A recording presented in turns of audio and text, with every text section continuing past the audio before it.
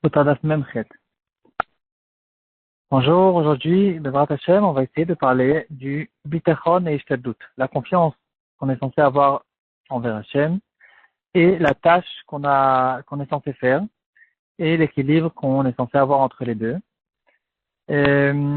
On s'appuie sur une phrase qui a été ramenée dans la Gemara, Rabbi Eliezer Agadol Omer, celui qui a du pain dans sa maison et il se pose la question, qu'est-ce que je vais manger demain?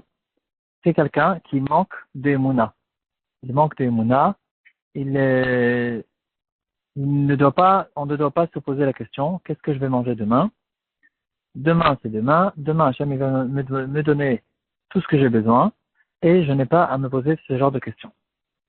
Le Magan Avraham, dans Siman Kuf Nun Zayin, il ramène le Zohar HaKadosh qui dit une chose qui ressemble. Quelqu'un, il ne doit pas préparer des repas d'aujourd'hui pour demain. Chaque jour, on prépare le repas pour le jour même. Et c'est sûrement aussi une question de un manque de Emouna. Demain, c'est demain. Demain, Hachem, il va demander me donner tout ce que j'ai besoin. Et je n'ai pas à me poser de questions. Le Mishnah Berurah, il ramène cette chose-là, là-bas, dans Siman Kuf Nun Zayin. Et il ramène la raison, c'est parce que les Zohar, les Chachamim sont intéressés qu'une personne fasse des tfilotes tous les jours. Qu'il lève les yeux vers Hachem, qu'il demande à Hachem tout ce qu'il a besoin tous les jours et qu'il ne se sente pas. Je suis dans une bonne situation, le sol il est bien en dessous de mes pieds et j'ai tout ce qu'il faut et tout est bien et j'ai pas besoin de lever les yeux vers Hachem. Au courant des générations, on retrouve aussi des Gdolei Israël qui faisaient attention à ces choses-là. Le Rashash, un des grands Mekoubalim des dernières générations, il avait l'habitude aussi qu'on lui fasse un nouveau pain tous les jours à cause de ce Zohar. D'autres histoires, on peut entendre par exemple le Briskerov. Aussi, pendant la guerre, il avait un pain et normalement tout le monde, bien sûr, faisait des petites parties de pain. Il gardait la moitié pour demain, l'autre moitié pour le surlendemain, etc. Et le Briskerov, il a ramené cette Gemara, il a dit, j'ai aujourd'hui mon pain, je mange tout ce que j'ai besoin, je suis rassasié aujourd'hui et demain Hachem il va me donner tout ce que j'ai besoin. La même idée, on retrouve dans la Gemara dans la Sechet Yoma, à propos de la manne. Quand, pendant 40 ans, les Bnei Israël ont reçu la manne dans le désert, et la manne descendait tous les jours. Et tout ce qui restait pour le lendemain, comme on le sait tous, ça moisissait, ça pourrissait tout de suite. Et pourquoi? Quelle est la leçon que ça vient nous apprendre? C'est exactement ça la leçon. Quand on a fait une cure d'Emouna, au début, quand on est devenu un nouveau peuple, Hachem était intéressé de nous apprendre cette chose-là. On s'appuie, on fait confiance complètement à Hachem qu'il va nous donner tout ce qu'il faut. Ça, c'est ce qu'il y a écrit dans la Gemara, dans le Zohar, et des histoires des Gdolei Israël. Est-ce que ça nous concerne à nous? Ça a l'air des choses qui sont extrêmement loin de notre génération, de notre manière de vivre. Aujourd'hui, quelqu'un qui va finir son compte en banque tous les jours en disant demain j'aurai ce que j'ai besoin. C'est pas du tout le mode de vie. C'est pratiquement impossible de vivre de cette manière-là. Et quand même, est-ce que c'est de la halakha ou pas? Alors, on va essayer de ramener les farshim qui essayent de nous adapter cette Gemara à notre situation, à nous.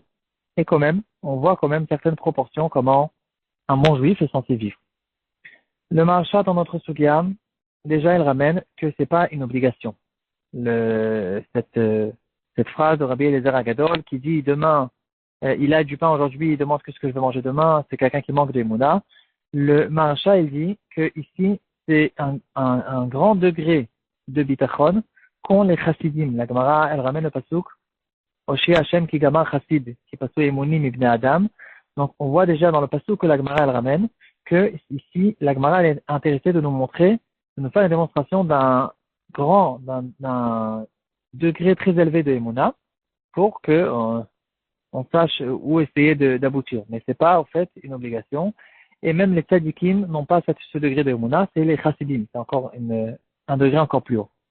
À propos du Zohar HaKadosh qui a été ramené dans le Magen Avraham, le Aruch HaShulchan, il dit que le minag, même chez des grands rabbanim, on ne fait pas du tout attention à cette chose-là. C'est quelque chose qui fait partie des grands Mekoubalim qui, peut-être, comme on a vu dans le Rashash, qui faisaient attention à ce genre de choses. Mais aujourd'hui, on n'a pas vu qu'on a l'habitude d'être mahmir sur cette chose-là, de ne pas préparer des repas pour le lendemain. Dans les poskim, il parle de quoi il parle exactement le Zohar. Ils disent d'abord, bien sûr, qu'on ne parle pas d'un cas où il y a une Seudat Mitzvah préparée pour le lendemain. On ne parle pas non plus d'un cas où il reste des repas et le Zohar Kadosh ne nous demande pas, bien sûr, de jeter ce repas pour ne pas qu'il me reste pour le lendemain. Et s'il y a aussi un problème de Baltashrit. Et encore d'autres exceptions pour essayer de déterminer exactement qu'est-ce qu'il veut dire le Zohar par là. Mais en tout cas, ici, on a vu des leçons, des Gemarot et un Zohar qui nous donnent des proportions. Comment on est censé s'appuyer, oublier complètement notre situation et s'appuyer sur le bitachon qu'on a envers Hachem. De tous les jours, ne pas oublier de lever les yeux et de savoir et de comprendre, de s'intégrer de la chose évidente que c'est Hachem qui nous donne tout ce qu'il faut. C'est vrai que Hachem, il a la gentillesse de nous donner notre parnassa peut-être une fois par mois, il nous donne une tranquillité même pour plusieurs jours, mais au contraire, sur ça, il faut dire merci à Hachem qui nous donne une tranquillité même pour plus longtemps que tous les jours. Qu'est-ce qu'il en est de la Histadlut et du Bitachon? On sait tous qu'on a l'habitude d'aller travailler, de faire ce qu'il faut pour essayer d'avoir la parnassa. Et d'un autre côté, il faut toujours se rappeler que la bracha et la parnassa vient de Hachem. Le Meiri, il dit que, en fait, l'équilibre qu'on est censé avoir entre ces deux choses-là, entre le bitachon, la confiance qu'on a envers Hachem, et la ishtadlut, les tâches qu'on est censé faire dans ce monde matériel pour avoir notre parnassa, avoir tout ce qu'on a besoin, l'équilibre, il est le suivant. D'un côté, la Torah est intéressée que on se trouve dans l'Olam Asiya, elle est intéressée que quelqu'un il se bouge, il se lève le matin, il fait ce qu'il a besoin de faire pour avoir une parnassa de manière naturelle. Mais d'un autre côté, toujours ne pas oublier qu'il n'y a strictement aucun rapport entre les actions qu'il fait et la bracha de la parnassa qui a été décrétée depuis Rosh Hashanah et que dans le ciel on décidé de lui donner. Ce savoir qu'il n'y a pas de rapport entre les deux, ça nous donne même une afkamina dans la manière dans laquelle on va travailler. Quand quelqu'un il travaille en étant imprégné de cette compréhension, il va travailler d'une autre manière.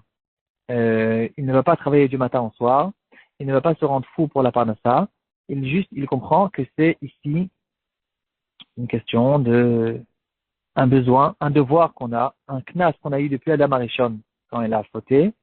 Ce jour-là, les Mekoubalem ils expliquent, quand Adam Arishon il a fauté, il a pris les nitzotot de la Gdusha qui se trouvaient à part, il les a dispersés dans le monde entier et dans toutes les actions. Et donc maintenant, notre travail qu'on a jusqu'au bout des temps, c'est de récolter tous ces nitzotot de Gdusha.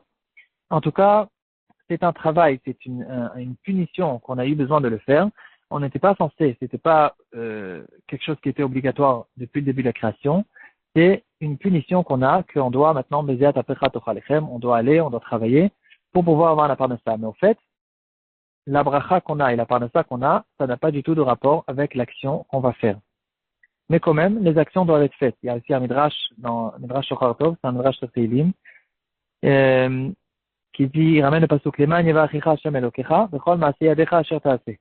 Hachem, il te donne une bracha dans les actions que tu fais. Donc ici, on apprend que les actions, elles doivent être faites, et c'est sur ces actions que Hachem, il donne la bracha. Si quelqu'un, il se couche dans le lit, il ne fait rien toute la journée, alors la bracha, la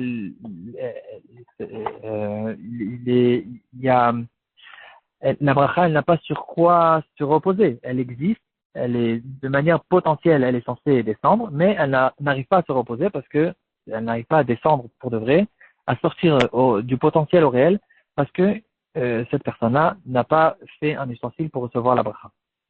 Donc, combien on va travailler? Le Meiri continue à nous apprendre.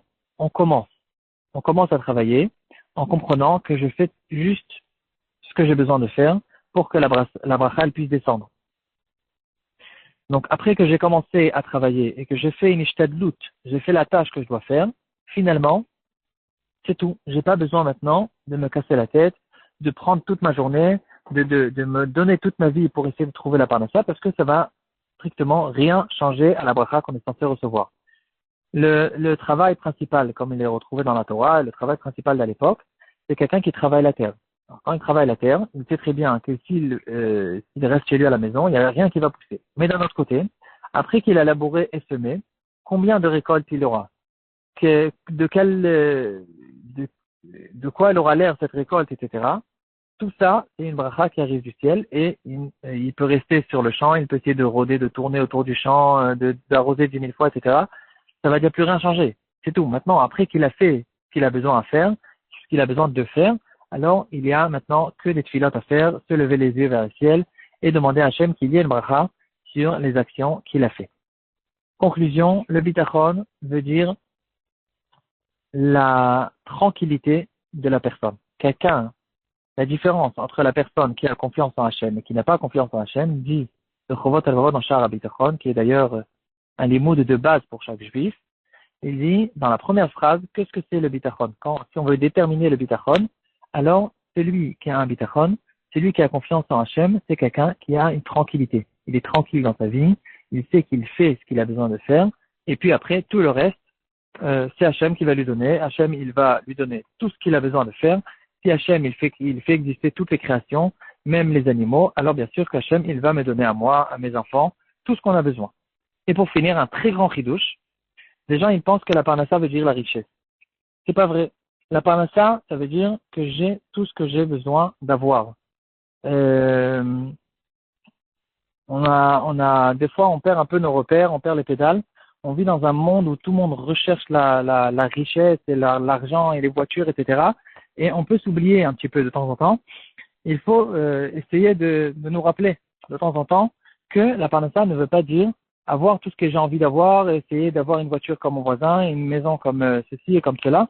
C'est pas ça la parnassa. La parnassa, c'est vivre une vie tranquille, d'avoir tout ce que j'ai besoin pour travailler à Hachem, pour servir Hachem et faire ma avodat Hachem dans la tranquillité et sans tourner toute ma vie en train d'essayer de poursuivre l'argent et la richesse, etc.